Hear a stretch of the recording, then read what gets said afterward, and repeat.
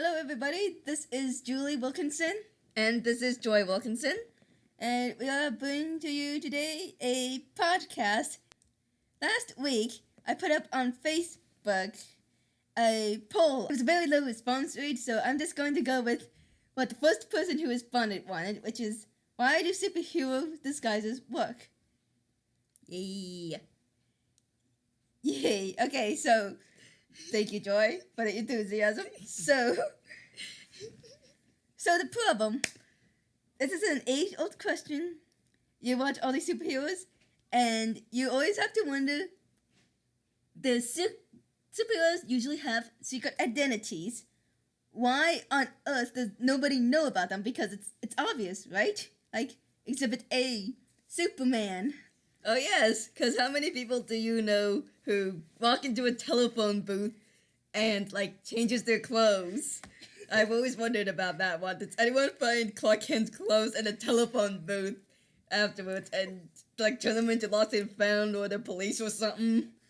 Yes, Exhibit B, we have Miraculous Ladybug. Most of you may not know of this. It is a newer show. It is a kids show, a kids superhero show. So they crossed the threshold of me talking about this on this blog. So the basic synopsis is that there are two characters, Ladybug and Cat Noir, are superheroes in the city of Paris, and they fight people who have been possessed by evil butterflies. Called the Kumas. All the fans have said is hey, their secret identities, Marinette and Adrian, respectively. How come nobody should know it? It's so obvious. Everyone must be blind.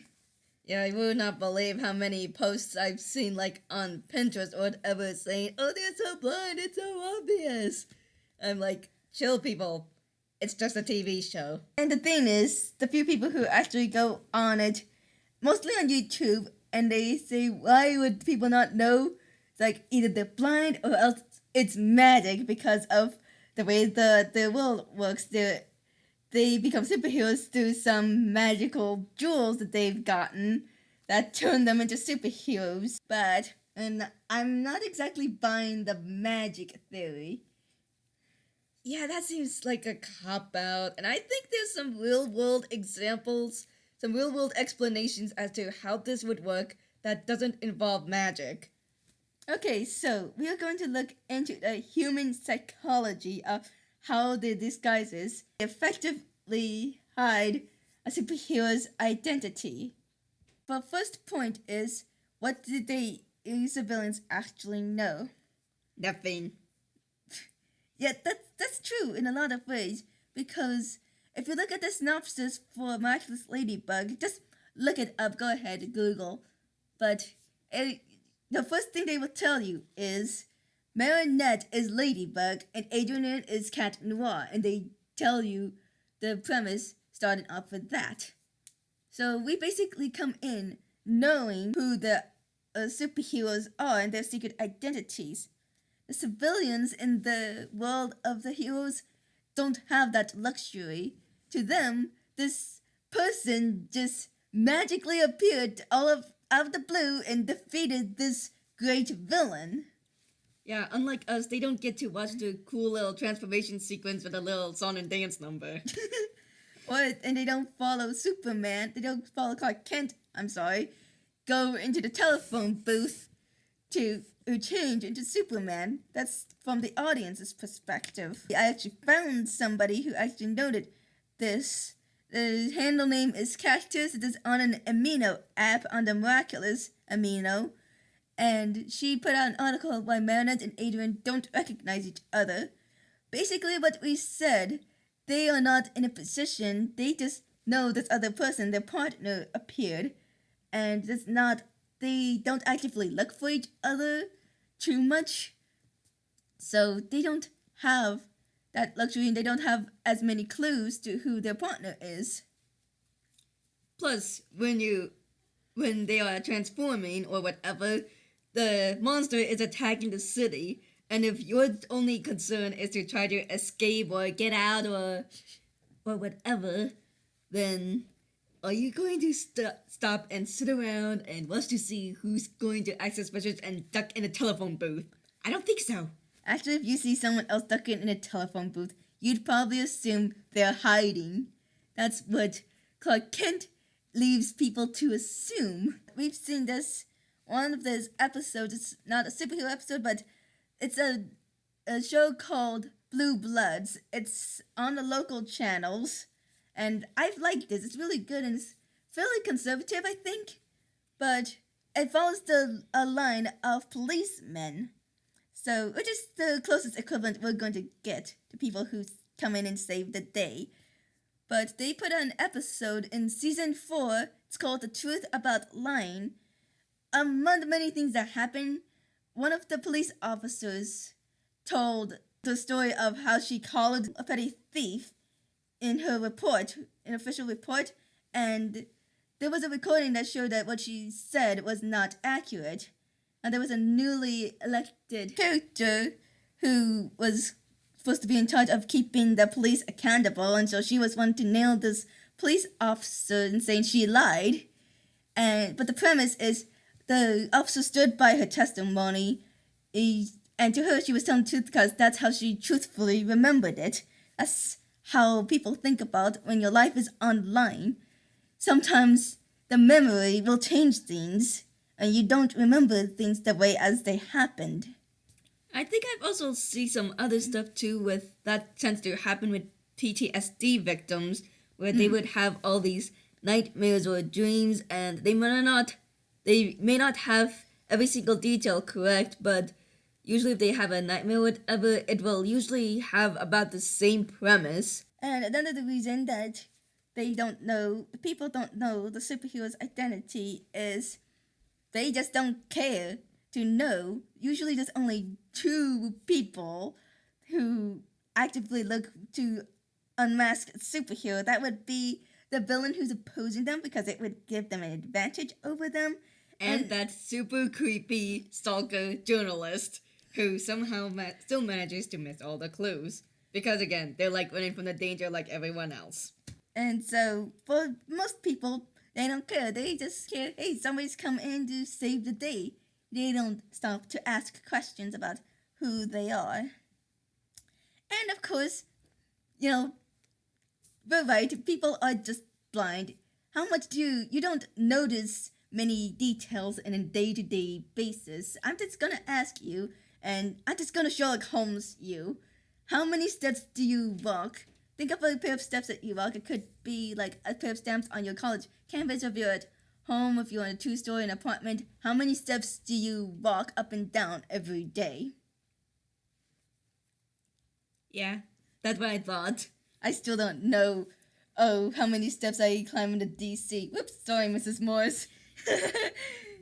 Anyway, and another reason we have that people don't discover the superhero's identity is an expectation of grandeur.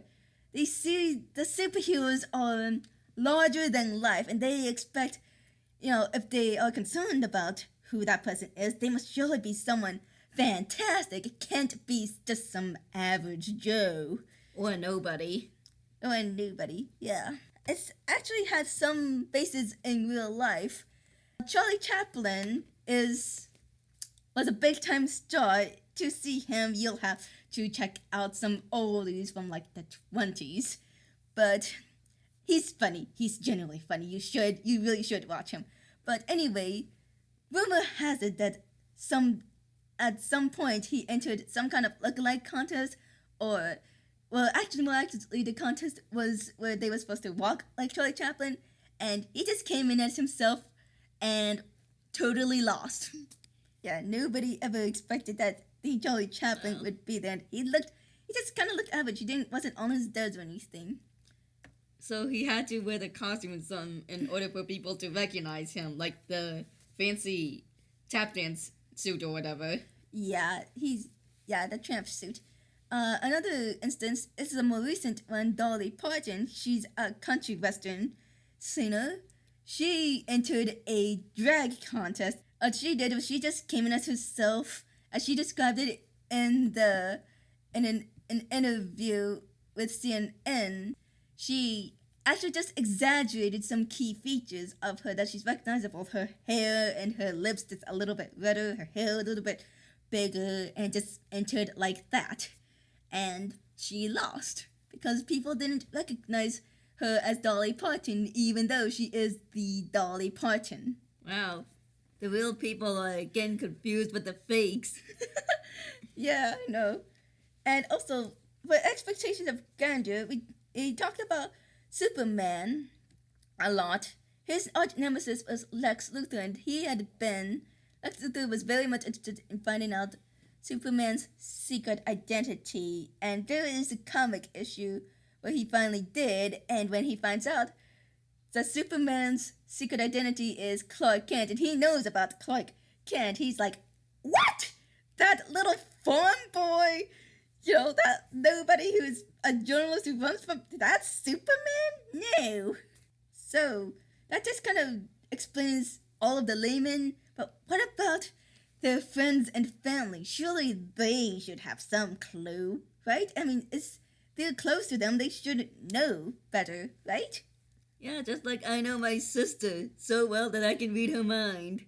Our answer to that is just basically, familiarity breeds contempt. The basis behind this is, well, their friends and their family, they think they already know this person who, you know, as a secret identity. They don't think that this person would have any secrets from them. Why should they suspect that they are, of all people, the Superman, the Ladybug, the Cat Noir? Come on, a friend's gotta have some secrets. I mean, it would take all the fun out of knowing them if you knew everything. Well, yeah, but you don't usually think that they have secrets of that proportion. So a second reason we have why people do not know a superhero's secret identity is because of the mask. The costume itself, specifically the mask, helps cover the superhero's identity. Really? It's like a little piece of cloth that goes over the eye. It covers like half your face. Actually, that's enough, science says, to obscure one's identity. Specifically, glasses and hair.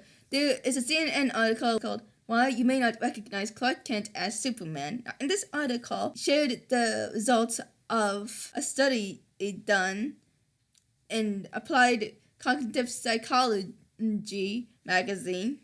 The study was called Disguising Superman: How Glasses Affect Unfamiliar Face Matching. Basically, if you don't know the person, you're not going to recognize them with or without glasses. Even if you know someone, if you only know them as having worn glasses, if they stop wearing glasses, you will get thrown off about their identity.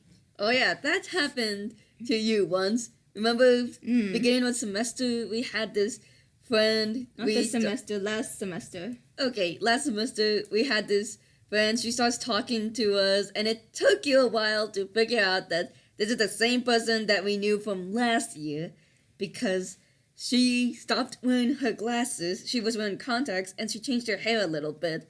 And I was kind of like, well, yeah, it's the same person. Yeah, so a lot of times because people focus around the eyes, changes around that area, those throw people off. Also, in addition to the mask itself, there's another type of mask, and that's personality mask. So we're talking about split personalities then, right? Sort of, not really.